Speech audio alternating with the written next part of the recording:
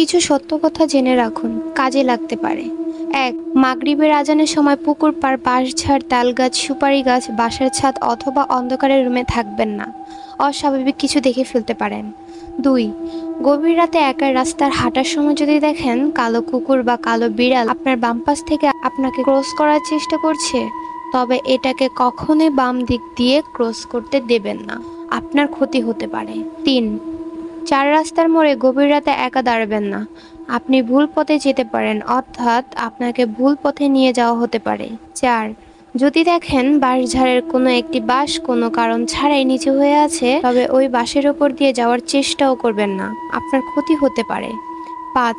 আপনি রাতের বেলা কোনো লোকের পেছনে যদি অনেকগুলো কুকুর লাইন বেঁধে যেতে দেখেন, তবে ভুলেও ওই পথে যাবেন না, কারণ লোকের পেছনে কুকুর ঘোরার ব্যাপারটা অনেক খারাপ কিছু নির্দেশ করে। ৬. ঘুম ভাঙার পর যদি আপনার মনে হয় রুমে অদৃশ্য কেউ একজন আছে, তবে সাহসিকতার সাথে বিষয়টা অবহেলা করুন আর চুপচাপ রুম থেকে বেরিয়ে যান। ৭. রাতে কেউ যদি আপনার নাম ধরে ডাকে, তবে ওই ডাকে সাড়া দিয়ে বাইরে যাবেন না। যদি যান তো আর নাও ফিরে আসতে পারেন।